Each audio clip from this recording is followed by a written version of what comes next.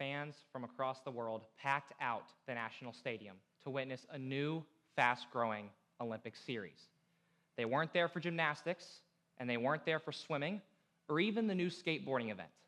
They were there for Rocket League, a video game involving rocket-powered cars playing soccer on the field. A perfect blend of sports and fantasy. The new phenomenon taking the world by storm is esports. Esports, short for electronic sports, is a specific type of gaming in which games are played competitively for spectators. To many of you, the words competitive and gaming might seem unrelated. But what happens when you get good at any hobby? Well, chefs can have five-star restaurants and hire teams of employees, and musicians can sell out world tours and travel all around. So why should gaming be any different? Well, unlike other hobbies, anyone can play esports, regardless of age, gender, or race. And that's continued to grow at such a rapid scale due to that, especially with the inception of Twitch in 2011, which first connected spectators with players. And esports has grown exponentially since then, as 230,000 esports matches have been played since 2016, beating out any other sport, with the most viewed esports event having over 5 million live viewers. And in 2021, the esports industry exceeded $1 billion, with its highest earning player making $7 million alone. And that growth shows no signs of stopping, as esports valuations have grown over 70%. And businesses are jumping at the opportunity to get involved in esports. Due to its popularity and revenue opportunity, it's continued to succeed. As we covered, esports debuted as an Olympic series in 2020. And here in Georgia, where I grew up, esports became a varsity sport in 2018. At the time, I was a freshman in high school, and I played a lot of Rocket League, definitely making my parents mad when the dishes weren't clean. But those dirty dishes paid off, as throughout my freshman year, I crossed into the top 1% of players in the world. And while roaming the halls my freshman year, I ran into a poster for my high school esports program. And so I took a copy, tryouts came, but I didn't go. Yes, esports was serious to me, but I didn't want to be associated with the nerds or the weird kids who sat inside and played video games all day. And so I went to other hobbies, but the passion was never the same. And I wasn't going to join Math Bowl. And so entering my sophomore year, I finally decided to go to tryouts. And this time, not only did I earn a spot on the varsity roster, but I also earned the role of team captain and president of the program. And then we lost the state championship in back-to-back years, which, as heartbreaking as it was, instilled something in me that made me want it more. And entering my senior year, I was stronger and more passionate than ever.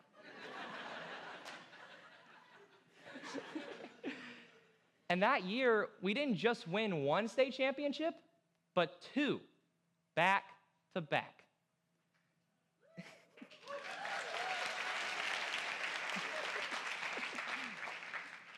Becoming the first team to do so from my school in over 20 years.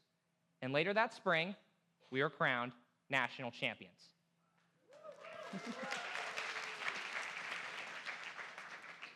If esports wasn't real to anyone in my hometown before, it was undeniable now, as my team and I were plastered everywhere for our achievements, all the way up to USA Today crowning us the best high school Rocket League roster of all time. And it was incredible, it was validating, and it was every emotion that a high schooler could possibly feel, as I witnessed esports become a sport in my community, finally rivaling the likes of football and basketball. Esports evolved into an accepted sport in my community. But what's more important is the accessibility of esports, and that is something that I can attest to personally. As a child, sports were everything to me. Football, baseball, you name it, and I played it. So much so that it basically became my life. And I remember as a child losing something as small as a rec ball game and it ruining my whole week, just to show you how passionate that I was. But unfortunately, that was stripped away from me as a 13-year-old with a hip fracture related to football, which then became the same undiagnosed condition that I have to this day, which then led to doctors looking me in the eyes and saying that you will never walk again. As an athlete, imagine how it would feel. I can't even begin to describe the mental state that I was in, dealing with the physical pain and losing my childhood identity. And of course, I had other hobbies, and of course, I had other friends, but it was me and a controller.